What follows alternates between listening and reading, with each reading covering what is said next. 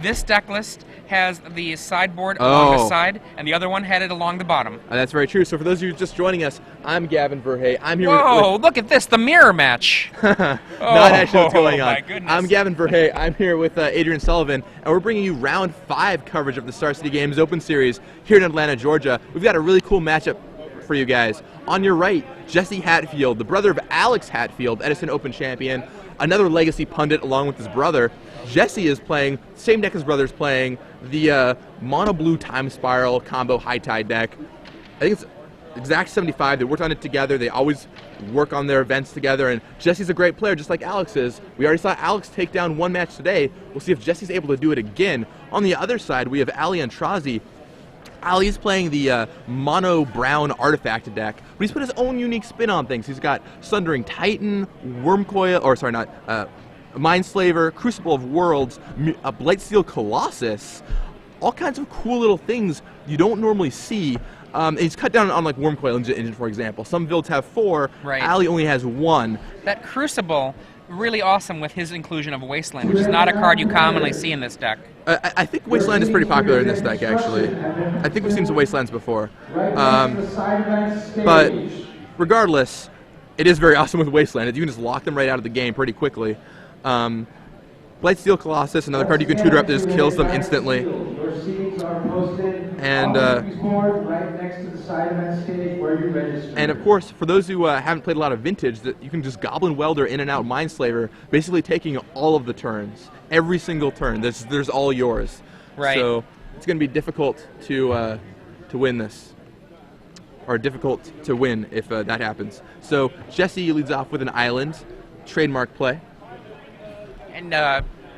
And you're correct. The list that first got its notice in Indianapolis, it was played previous to this, but it first got noticed in Indianapolis, does include 4 Wasteland. He just has included Crucible of the Worlds in Ollie's build to really get that Wasteland recursion. It looks like Michael also had Crucible in his build, but a lot of builds have strayed away from that as time has went on. And Ollie, as usual, has put his own unique spin on things. Absolutely. As someone who enjoys playing more offbeat strategies. And there's a Ponder from Jesse Hatfield. Wasteland for Ollie, and there's a Sensei's Top. Those Wastelands absolutely dead in this matchup, though. Yeah. Not going to do a thing. I guess you could force him to crack a fetch land if you really needed him to, but other than that... One of the only things that you might be able to do in some really bizarre situation is if you needed to somehow waste your own Great Furnace to bring it back with the Goblin Welder. Get another red. But that seems unlikely given the lack of things like Pyroblast in the sideboard for Ollie. Jesse plays a second land, and there's a Candelabra. So we haven't really seen the Candelabra before comboing out, but I think in this matchup it's right. Ali doesn't have a lot of ways to interact with that Candelabra. Yeah, once he shows what he is, if Ali, well, Jesse and Ali know each other, and it's very likely that he already knows what Ollie's playing. So once you know that, at that point, putting that out there preemptively is not much of a much scariness. And let's see, there's Mox Opal for Ollie. And what are we going to see here? That deck just gets access to so much mana so fast. And man, there's a Crucible in Ollie's hand, that one Crucible. And if Jesse had just been playing in literally any other deck in the format pretty much, except for maybe Mono Red Burn, that Crucible Wasteland would probably have crushed him. But absolutely. In this matchup, it just doesn't do anything. There's a Grim Monolith, and there's a Lodestone Golem, which that's really rough for Jesse, because it makes all of his cards cost 1 more, so comboing out is near impossible. It's like trying to battle through a Thorn of Amethyst. That is a rough card to deal with. Okay.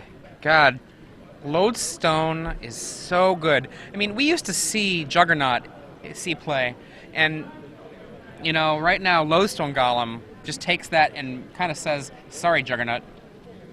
Yeah, definitely. Okay, Jesse putting his 3rd land into play. Another Candelabra in hand. Probably saving up mana there for the Meditate, which he can cast if he thinks it's safe. It looks like I see Meditate, Time Spiral, Candelabra. And there's Voltaic Key, which decreases the potential safety of that Meditate. Voltaic Key untaps Grim Monolith. Voltaic Key taps. makes a Crucible. Crucible doesn't do very much here, and passes the turn. This is the question. Does he fear an explosive turn from Ali if he gives him another turn right now? If I were Jesse, I would just risk it, put it out there, get the 4 cards, and then say, hey, go. Make it into an Ancestral Recall. Let's see what we got going on. There we go. Cracks the island.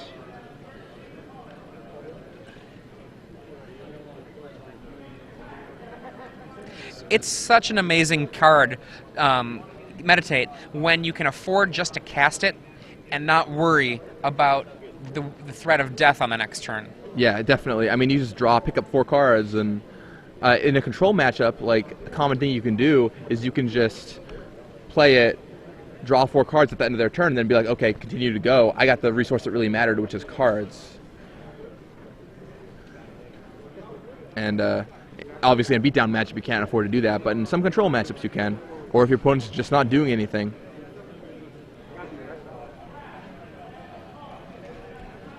Let's see.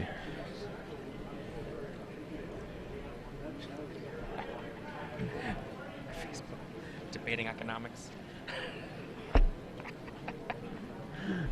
Okay, and now what we're really going to have to see here from Ali is what he really hopes to have happen is an opportunity to punish Jesse for making this play. He doesn't have anything really exciting in his hand. And nothing good on top either. Right.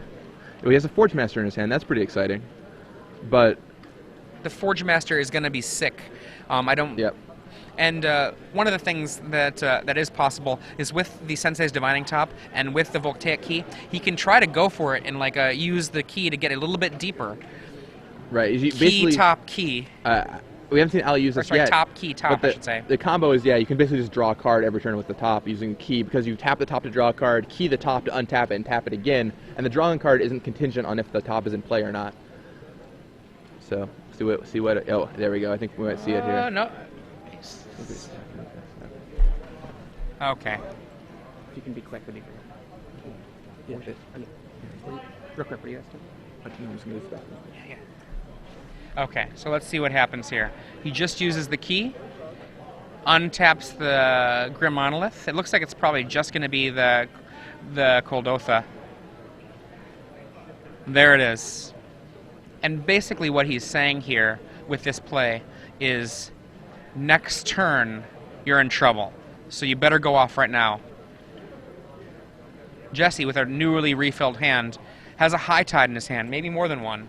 High Tide for 1. So now 2 mana per land.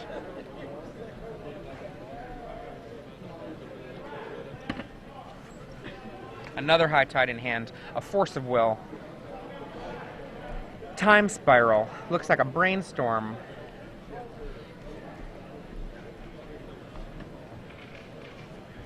Standard box number 8. Going up to the main event stage, Judge Michael is going to begin his start. Once again, Taps for 2, High Tide. The tide is at 3, 1 mana floating. Judge Michael will be getting his start.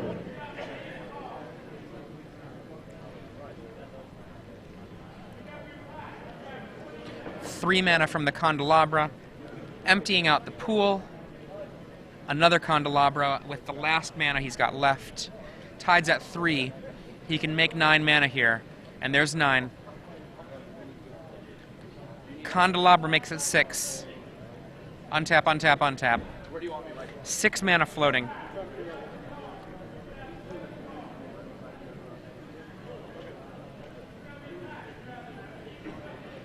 A Meditate. 5 mana floating, or pardon me, 2 mana floating now. He gets the land that he did not have before. Plus 12 makes him 14 mana. Untaps the Candelabras. 10 mana. 6 mana. 18 mana. 14 mana. 26 mana. 20 mana.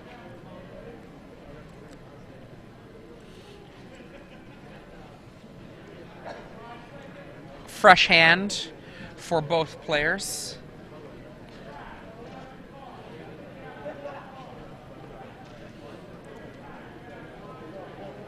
20 mana in his pool. His candelabras both tapped. He's played his land for the turn, and drawing 7 new cards.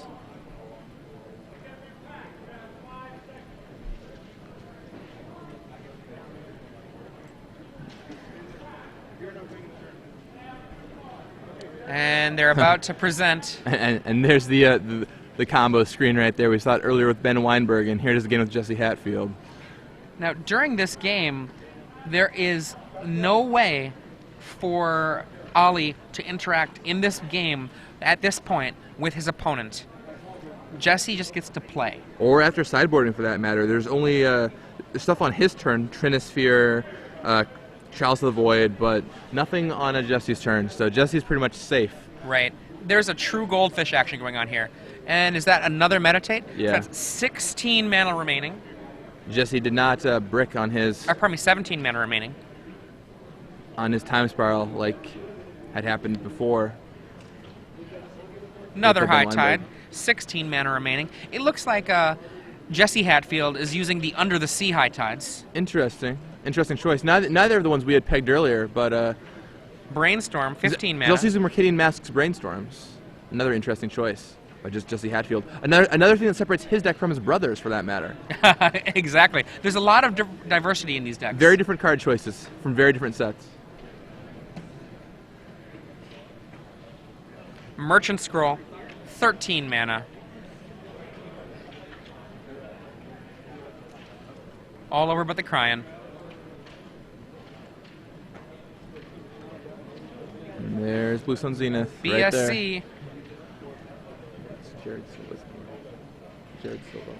What is it? And oh, you didn't message him earlier. Okay, that's fine. Google. Let's see. And Blue Sun Zenith, I think that'll probably be all she wrote, is the ability to draw so many cards here. Brainstorm, 12 mana.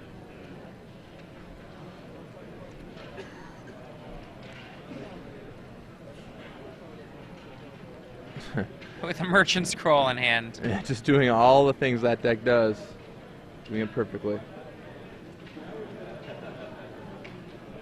Yeah, 12 mana floating. Is that another meditate? Yep, that's another meditate. Down to 9. 9 mana.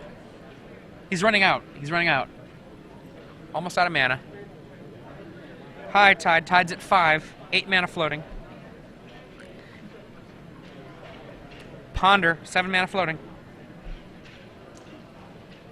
There's another high tide there if he wants it. GDH pod number 5 going up to the main event stage. GDH pod number 5 going up to the main event stage.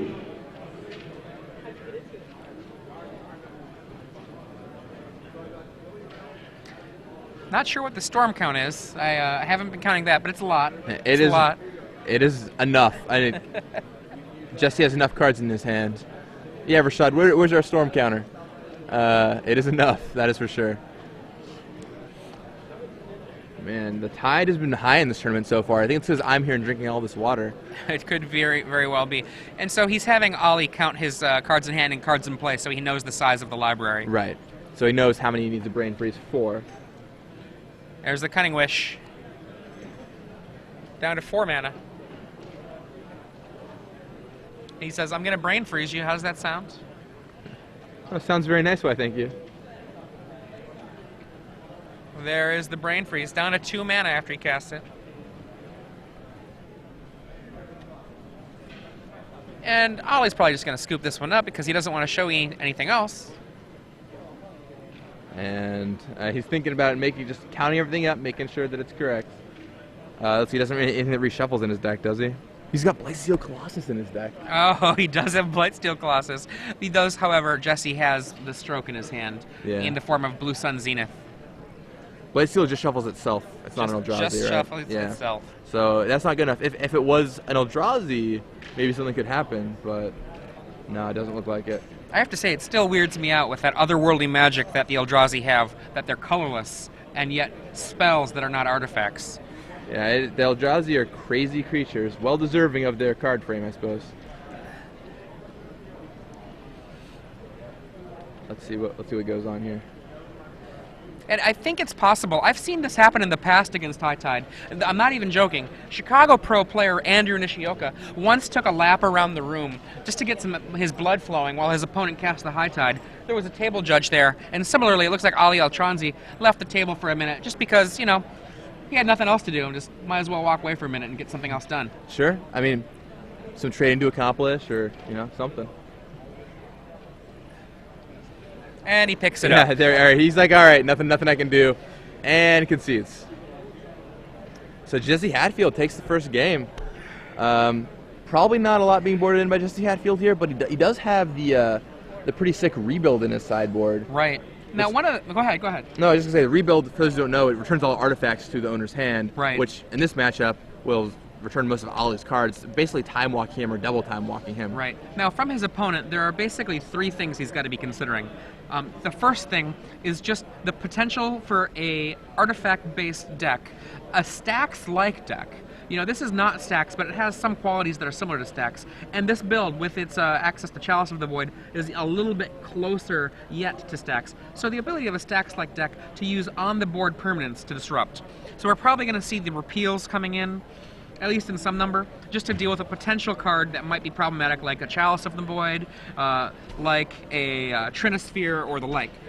It's possible that because this deck is red, that Ali could have some form of Pyroblast, Red Elemental Blasts. Neither of those cards exist in Ali's sideboard, but Jesse is probably considering the fact that that could exist, that it's a possibility. And finally, because of the way that this metagame has played out, Mindbreak Trap is a card that all of these decks, any deck at all, that doesn't have enough weapons against combo, can lean to.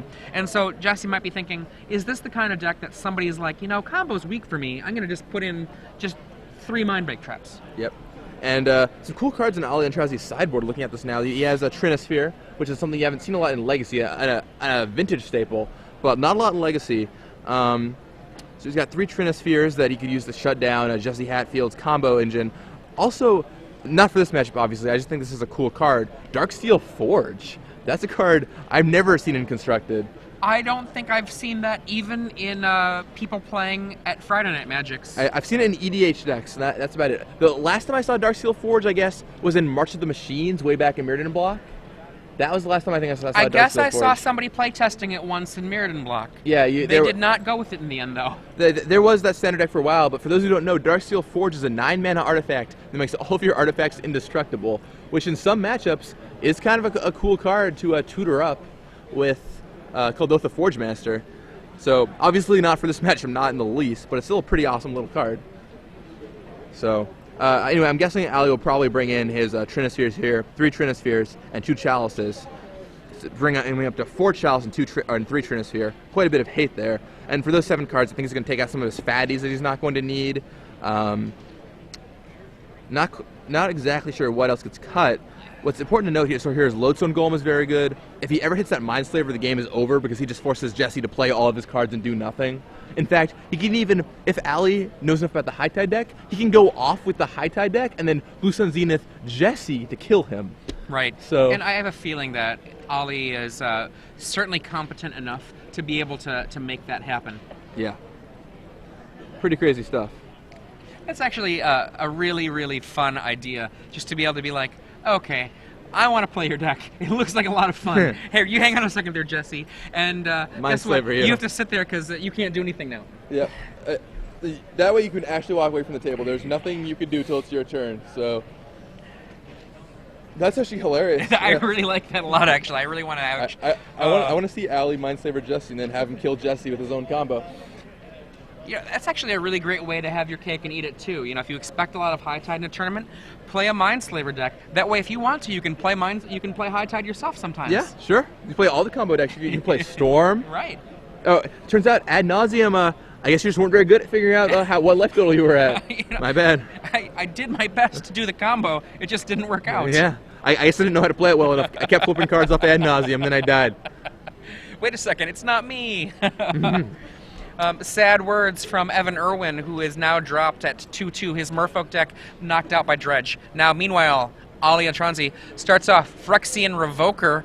I'm guessing it will name Candelabra of Tawnos. It's a nice little sideboard card. I hadn't figured he'd bring that in, but it is good on Candelabra. It is also a little beater, right? Yep. We got a bear there. Right, it puts a clock on Jesse, which is something that Ali was direly missing last game. Let's see what we got now. Looks like he's got a Lodestone Golem in his hand, some Chrome Oxen, a Kalotha Forge Master. Now the danger, his Mineslavers there too. The danger of that City of Traders, of course, is if you don't have a follow-up play for it, you just basically, wasteland yourself rather than make use of the mana, and that's always painful. And I don't know that I see a play for Ali that's very exciting before just losing the land. Okay, Nope. 2 mana. He does have something. What is it in there? So 2 mana. 3 mana. Access to 3 now. Okay, yep, there comes the Mox There's Opal. Now, there's a the Mox. Lodestone Golem He's got right enough here. mana. 4 mana. That's a Lodestone Golem. And as long as Jesse doesn't have Force Will, this is going to really slow down Jesse's game. Monstrous. Oh man, Force of Will is necessary here. Brainstorm. He Let has me to find find it. Is that it? Oh no, that's, there there it it is. is. There it is. He found it. Yeah, otherwise that Lodestone Golem is going to cause so many Oop. problems for Jesse.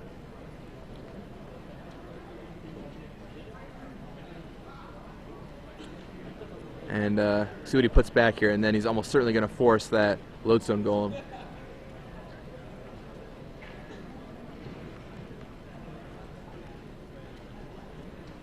Just as careful and deliberate as his brother, make sure he makes the right play in every single situation. He doesn't want to do something on accident. Yep, and he forces pitching that Brainstorm, countering Lodestone Golem.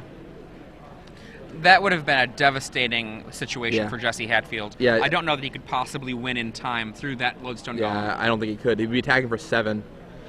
Now you're going to get the Merchant Scroll. Yep. And depending on how things go, remember, if he just even boards in a card like Rebuild, Merchant Scroll can go find it. Right. Sometimes having a card that is a a Cunning Wish target is just simply worse if you have very little time. Yep, and there's High Tide, though. That's what he chose to go with Merchant Scroll. So he's setting up for his combo. And maybe going for turn 3, turn 4. Ollie's going to need to find some ways to deal with to Jesse's combo. We'll see what happens here.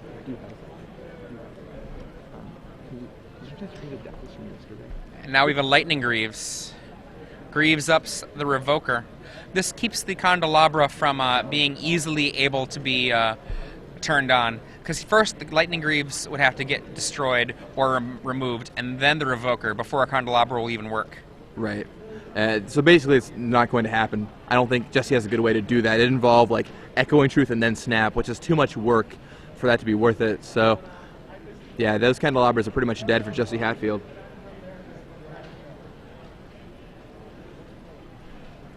So there is that Lightning Greaves, but Main phase Brainstorm once again. Platinum Empyrean drawn by Ali Aintrazi. Once Wow. again, not the card he was looking for. I'm actually surprised that that's there. Pretty sure that's what it was. Or that's Blightsteel Colossus. There, that seems more reasonable. Yeah. So one of the things to remember, though, as Jesse is going off, he might not be able to use his, right now, his Candelabras, but he can take it apart a little bit at a time as he time spirals. Right. I mean, if he just finds the rebuild, it'll bounce. All of it. That All works, of it. That works all at once. And but even a little bit at a time, if he goes, wipe away, time spiral. Okay, cool. Oh, here's the other part, time spiral, and suddenly the Candelabras are all online. It's too bad that a Revoker shouldn't have Candelabra, or his rebuilds would also bounce his own Candelabras, allowing him to replay him and refuel on mana. But Jesse down to 12, that Revoker silently pecking away. Ollie clearly not happy about how this is going. Ponder. Yep, looks at 3 Looks cards. like a High Tide. Brainstorm, wipe away. High Good Tide- eye, good eye. Yeah, High Tide, Brainstorm, wipe away. So you definitely play the Merfolk High Tide? Definitely. Oh man, I think the Surfboard High Tide is where it's at. I don't know. It looks so much more refined to me. I love me some. The surfboard one, is that the guy one with like the guy? He's like kind of In the mist of Yeah, water. in the mist. Drew Tucker. Drew Tucker, Yeah, I don't like always that the one. greatest. To me, I always think that I'm like Jaws looking up at like some naked guy above me. Whenever I see that artwork, I can't do it anymore. Now we just ruined it for everyone listening. Fourth Island comes down for Jesse Hatfield. And there's a City of Traders City for of Traders Ollie. is a big deal here, actually. City of Traders means that he can lay, I believe he has another Lodestone Golem. I don't think he does. I think he's had his Mindslaver, Blightsteel Colossus. Is that it? Or is it Crucible? No, he had to board it out, the Crucibles. 1, 2, 3. Or I think he has 4, Forge Master. So he's I got think. 7 mana available. It's Forge Master, I think. 1, 2, 3, 4, 5. Yeah, Forge There's Master. the Forge Master that can get greased up. That's a big deal. Yeah, now he can go tutor something. It resolves. He can go find. Wow, it resolved. Yeah, it's too bad Ollie drew Ollie. It's too bad he drew that Blightsteel Colossus. Otherwise, he could kill Jesse this turn. Yeah. But he drew it, which is exactly what he didn't want to do. So now he's gonna have to go for another plan. So Yeah, he also drew the Mindslaver, which is another card you would really want in this situation. during the upkeep, gets rid of Grim Monolith, gets rid of Mox, and gets rid of the Great Furnace. Maybe. Maybe gets rid of them. Just thinking about it. Yeah, drawing that Blightsteel Colossus was not only the worst possible draw for Ollie because it basically was a dead draw. Do you want to respond? Now, Trinisphere? Trinisphere seems pretty good. Trinisphere's not bad, that's for sure. It can still be rebuilt back, but Right, but I mean, what that does do is buy a whole turn here, right? yep, and he goes for Trinisphere. And he's got 5 points of power on the table, so he just needs to buy 2 turns anyway. That, wow.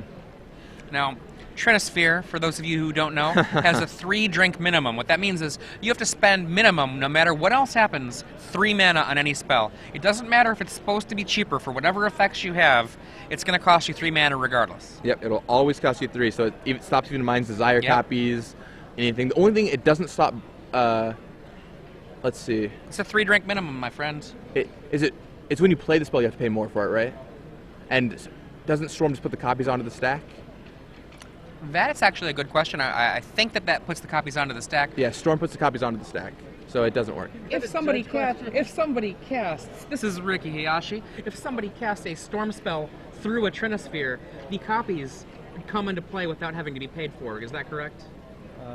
Well, okay, so there's a Trinisphere and Storm. Yeah, Storm. The storm just puts them Yeah, it onto puts the them on stack, the right? stack. Yeah, the copies are not cast, so you would not have to. There pay we for go. it. you go. Exactly correct, Gavin Verhey. And the other thing about Trinisphere, long forgotten line, it says if it's untapped. If it is untapped, Turnabout can tap artifacts. So here we go. Jesse's trying to tap all of Ollie's artifacts, including Trinisphere. that's one of those things that people always forget. Now, even if the Koldatha Forge Master taps to get a new Trinisphere, that will be before Right. the turnabout resolves, which means that a new Trinisphere will also be tapped. And aside from that, that Forge Master is certainly running out of fuel to eat. Yeah, and once again, not having the Blightsteel Colossus in his deck, drawing it was just the worst. It took up a draw phase, and it meant he couldn't kill him. Yeah, exactly. All right, so I still use this card, and I think what you might get at this point, just with the way that the board situation looks, a Sundering Titan might be one of your options. yeah, I mean, it definitely could be. I mean, he's got to try and close out the game. He wants to limit Jesse Hatfield's options. I think you're going to have to either get a Sundering Titan or a Lodestone Golem.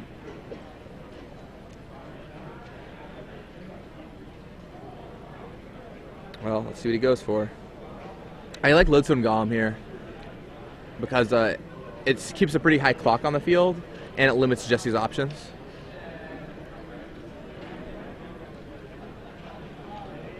Ian Jackson to the judges' station, please. Ian Jackson to the judges' station. We were like right next to the judges' station, so every time you hear an announcement, it's like 20 times louder for us. Probably, probably more than that. I don't know. I don't do decibels, but a lot of decibels. This is a hard moment of decision for Ali Aintrazi.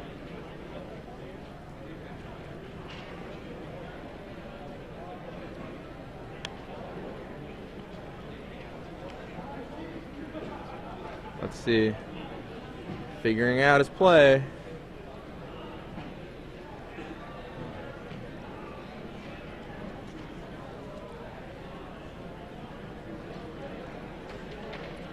Jesse Hatfield looking over.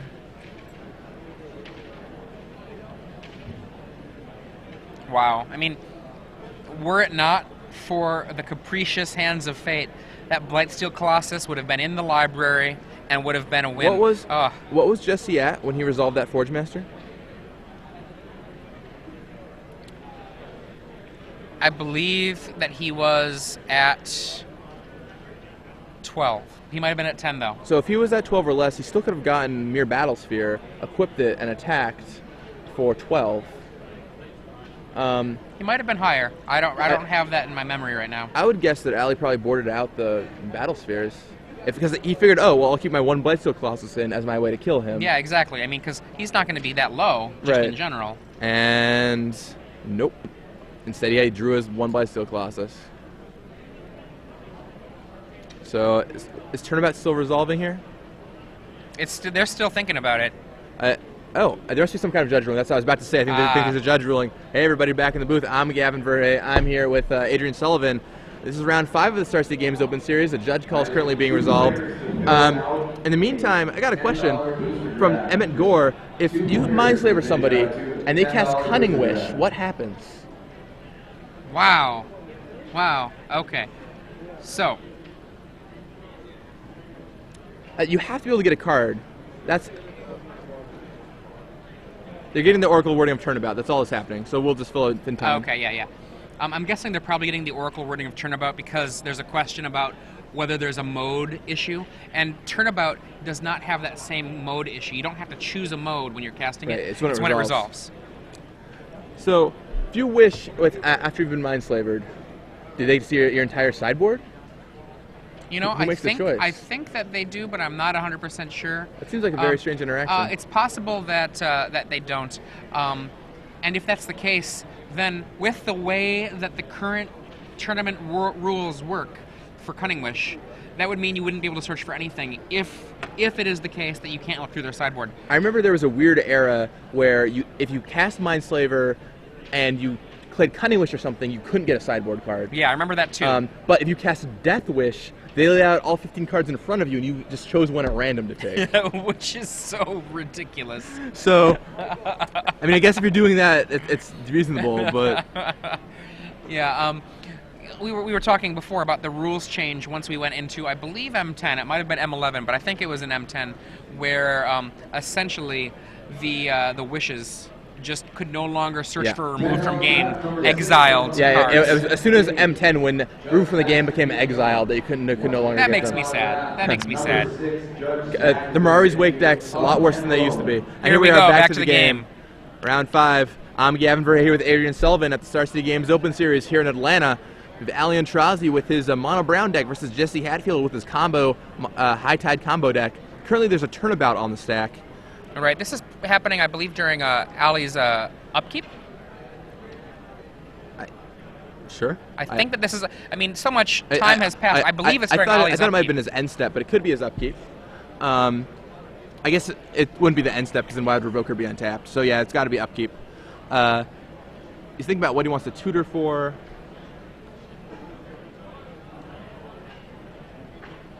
Another question might be is, can you equip Lightning Greaves while it's tapped? Yeah.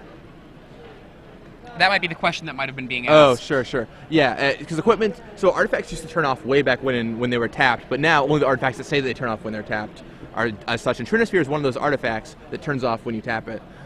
So, Ollie's trying to figure out what he's going to do here. So he goes for a Kodotha Forge Master. He's going to sacrifice... It's like Trinosphere, Revoker, and Forge Master? Yep. And then leaving that Greaves open. Does he have Mere Battlesphere in his deck? Well, that wouldn't solve the problem of a certain sort. Right. The thing because the turnabout can still... It's still going to resolve. Right. So what is he getting? What are you up to, Aintrazi? I think there it is. I think it's a Lodestone Golem. As we talked about before, that might be his best option now.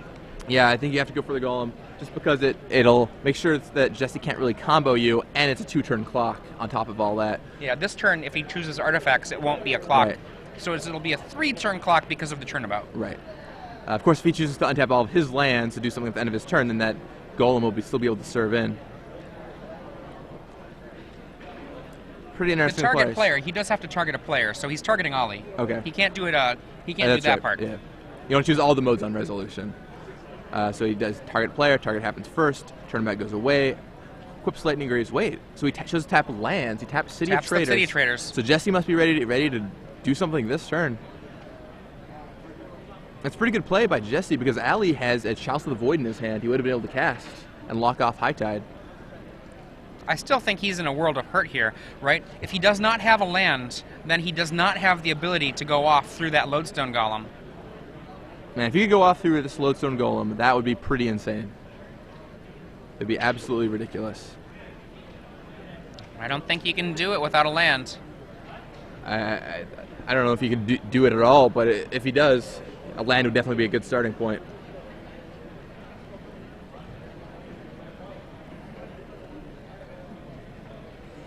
Let's see what happens here. He does have the ability on the coming turn to rebuild. So if he has a rebuild in hand, he can cast rebuild during Ollie's, I guess, attack step.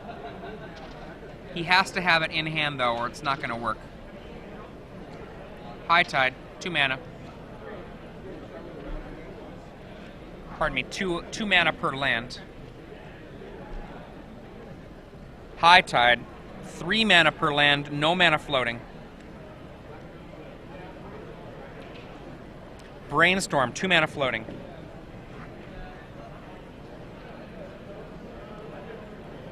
Zach Jones. He needs to have a island and a turnabout. Zach Jones and Ryan Grace. Come on up to the main event stage. Meet up with Judge Zach. He scoops it up. He does not draw the island he needs. And that's it. So, On to game 3. Wow, I thought Ali was going to be in a pretty rough place of that game, but managed to come back and force the game 3. Do you think we could see him sideboarding anything back in? It seemed like he didn't have a Mere Battlesphere, and that kind of hurt that game. Or do you think he's just going to be like, hope I don't draw by Blightsteel Colossus 2 games in a row? Right, I think he might just hope he doesn't draw it. I mean, because for the Mere Battlesphere to get the damage in that he needs, he has to have already dealt a fair amount of damage, and he can't guarantee that that's the case. I think that if he had Platinum Emporium in his deck, though, that strikes me. Did you see that, or was that a missee? No, it was Blightsteel Colossus. Okay, They just good, look very similar. good. Yeah.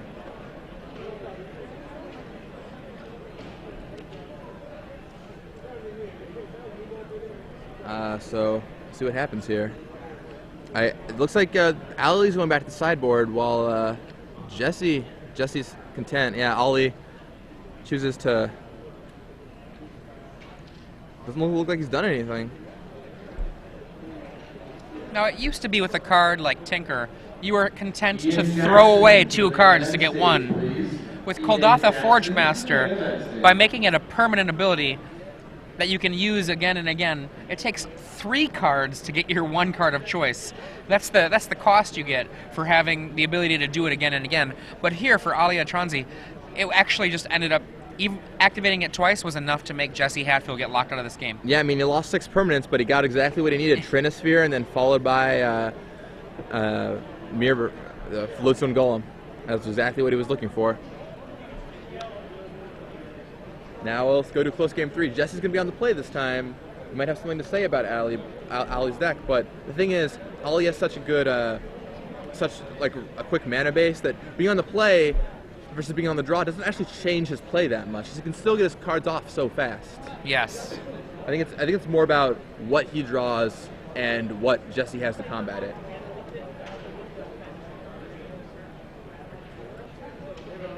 Yeah, we have another interesting question for you. Here's Ricky Hayashi again. Okay, so if you mind flavor. Wait, call for a judge. Judge! Okay, All right, you go. anyway, Ricky Hayashi. So if you mind flavor somebody and they cast Cunning Wish, you make them cast Cunning Wish. What happens?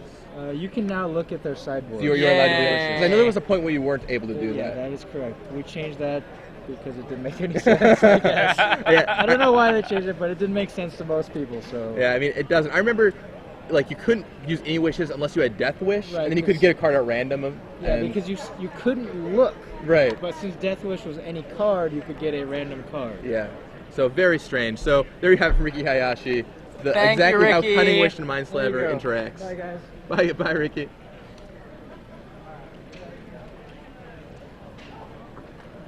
All right, I turn one Ponder from Jesse Hatfield here, stocking up his deck with good stuff.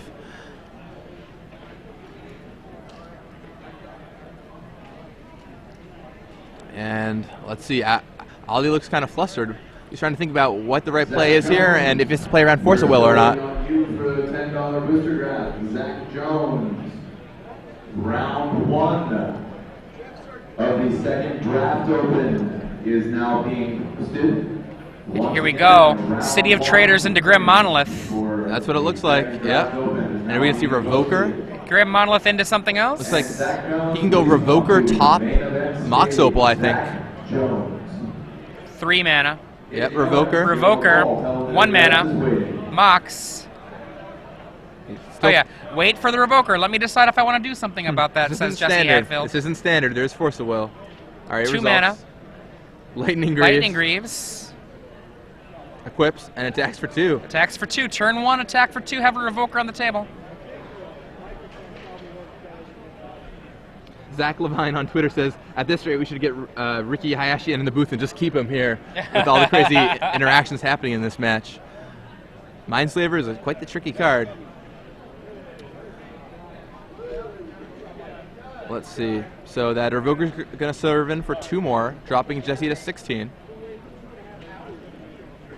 No play from Jesse is a little strange. A little disconcerting, a little suspicious. And there's a top from Aintrazi, followed by a Chalice for 1. Chalice for 1. And that there is might be a response to that Chalice for 1. What do we get? It looks like Brainstorm. Brainstorm. Good time to cast it. What do we need? I don't see any I Force don't of Will see in that there hand. any Force of Wills. And without the ability to cast High Tide, Jesse's deck doesn't do anything, so he has to remove that Chalice of the Void if he wants to be able to win. Cunning Wish for Rebuild, I think, is his best plan. Yeah. A repeal will not return that Chalice on 1. Cracks the Polluted Delta.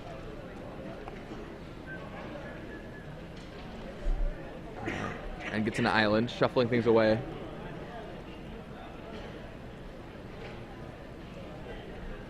The interesting thing about Repeal is you can't overpay for it. It says No. return target non-land permanent with converted mana cost X to its owner's hand. So the way it works is if there's a Chalice on 1, you just can't repeal, period. So Yep. really, I mean, he has Echoing Truth, I guess, but really I think at that point, if you're Cunning Wishing, you're getting Rebuild. There's the second Another Brainstorm. Brainstorm. Still digging for that Force Will, and there it is. He found the Force. Bet a sigh of relief from Jesse Hatfield, Yeah. as voiced by Adrian Sullivan. And Ayahuasca. Stack 2 cards back on top, one of them being a fetch land, so we can shuffle the other away. And I'm sure we're going to see a Force on that Chalice.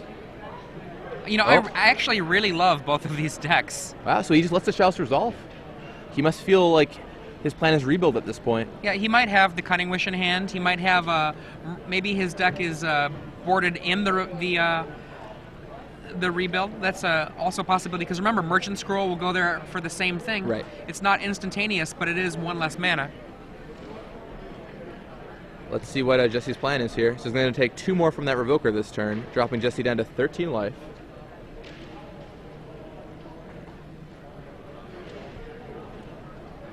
And sacrifice the City of Trader, so 1, 2, 3, 4, untaps the Grim Monolith, and passes the turn. This is not much in the way of a clock. Jesse does have time. A Cunning Wish here, end of turn for Rebuild. That's what it looks like. Oh no, Oh, he just Rebuild had it. main, yeah. He just had it. He boarded it in as a possible Merchant Scroll target. And he just drew it naturally. And Ollie's like, what does that do? Uh-oh. That is a Rebuild. Rashad from the sidelines. He's been sitting back there, you know, watching people play Street Fighter online, things like that. He's been like high-fiving his friends, and then suddenly a Rebuild. He's like, what is that? Yeah. Is that a Rebuild? He like leaned forward, got excited, a big smile on his face. Yeah, and that's totally brutal for Aintrazi here. Drawing the 1 Rebuild naturally is quite the blowout. Or brainstorming with some shuffles in there. Naturally enough. Naturally enough. Okay. And now it all comes back. Chalice comes back. Monolith 1, 2, 3, comes back. 4, 5, 6, 7. How many cards in your hand again? I think he's going to have to discard. So he did bring in, he does have Mirror Battlesphere in his deck now because he has one in his hand. Yeah, this is brutal for Ali Aintrazi. He's got really nothing going on, and now Jesse can probably just go off if he wants. And there's a Flooded Strand. High Yep. Tide. He's like, all right, this is the turn. I'm ready. Tide's at 2. Must be why I didn't care about that Chalice for 1. Sam Davis on Twitter says, as far as I can tell, playing High Tide means you just draw as many cards as you can until your opponent gets bored and scoops. And we may very well see that be the case here. After a couple meditates, Ali Aintrazi You know, might one just of the, concede. if you have never played High Tide, proxy it up. I find it very meditative. It's very fun to play, Yeah. almost zen-like in the way it comes out. The summer I started playing Springtide, which was a High Tide variant, I just like would sit for hours and listen to music. 1 mana floating here from Jesse Hatfield, and untaps everything. I would just sit and listen to music and like play my High Tide deck over and over and just learn how to play it. And yeah, it actually, just really relaxing. There we go. 3 mana floating after the Time Spiral. I think it's all the blue cards. It's all in your island choice. If your islands are like very nice and relaxing looking, then you're like, oh, That's a very really good meditative. point. That's but a if really they're good like point. the Thunder Urza Saga Island, you're gonna be like furious while you're playing. You know, because it. back when I played that deck, I did not play with the Lightning Bolt Island, Oh. and maybe that's what I should do when I pick this deck back up, is go back to a more serene island. Yeah, there you go. Huh, that's a very good point. See, hey, one for me, you wouldn't consider these very important lines of strategic play. I'm actually somebody, I always play Lightning Bolt Island. I always do. But I think you're right. If it comes to High Tide, I probably shouldn't. It might be too excitable, get my energy level too up when I really want to just chill out. I mean, look at Jesse Hatfield right now. He's got those Yeah. wonderful, serene Mirage Islands. He's just relaxing and shuffling his library, knowing that he's got the game on control. And if those were Lightning Bolt Islands, he might just drop his deck and get a game loss or something like that. So you have to be very careful with all the shuffling this deck requires. Note, dropping your deck's not actually a game loss. So he draws 7 cards off the High Tide. Both players do. And now Time Spiral resolved, so he draws 7 cards. High Tide is active. 3 mana floating currently. Another High Tide. Tide's at 3, 2 mana floating. The Tide's at 3 and he's going off. The tide is high.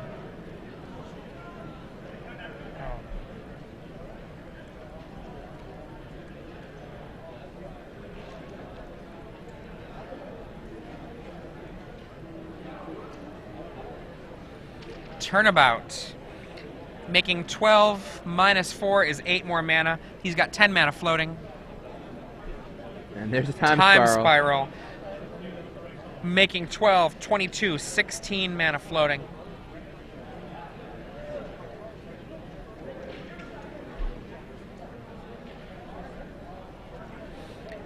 Ali has no way to interact with his opponent once it starts. And so there's no reason to even look at his hand. Just throws it down and waits.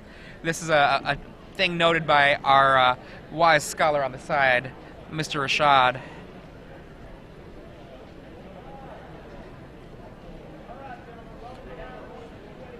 And there's 16 Candelabra. mana, all ready for It's insane how much go. mana.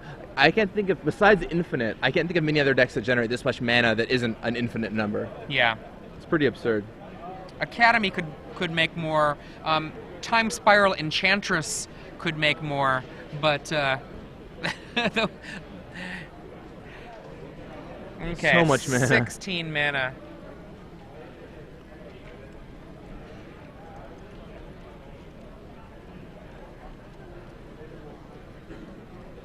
All right. Goes for a Ponder. 15 mana remaining.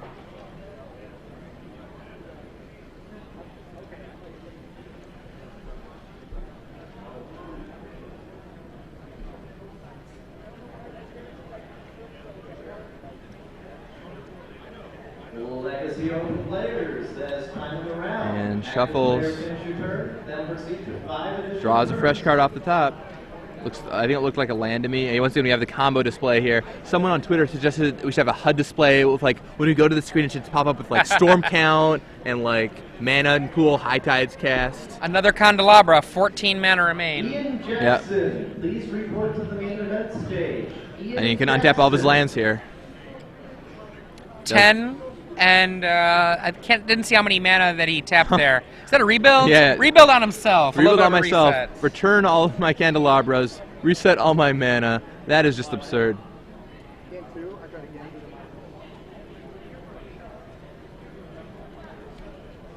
And yep, taps 4.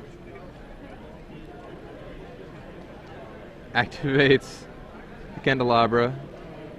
Activates the candelabra. Getting more and more mana. There's Cunning Wish. That should do her. This should do it. Now, he's got to be careful not to go for Brain Freeze because of that Blightsteel Colossus. Not that I think it matters. I mean, honestly, he could even just get a Blue Sun Zenith, hit himself, and keep going off here. Yeah, he gets the Zenith. Yeah, It's not there we gonna go. matter. Yeah, even if he Brain Freezes them, it doesn't matter. I mean, all his last card would just be Blightsteel Colossus, and he wouldn't be able to do anything. So, Jesse would be able to combo it eventually.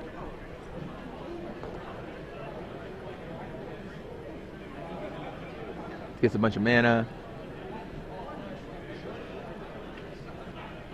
Stroke. Do a little quick count. How much do I have left in my library? Making sure he can do the whole decking thing. Does not want to deck himself in this attempt to go off. He's taking everything? Everything that he can afford to. Leaving a sufficient amount of mana up to be able to make sure that he can continue going off. And he's just taking it all. There's a little smidge left. Shuffles that Blue Sun Zenith back into the deck. What little remains of that deck. Yeah. How many cards is that for? A lot. Rashad, how many cards is that for? 33. 33 Ouch. card. A 33 for a 1. That is better than Cruel Ultimatum. You don't get much better than that.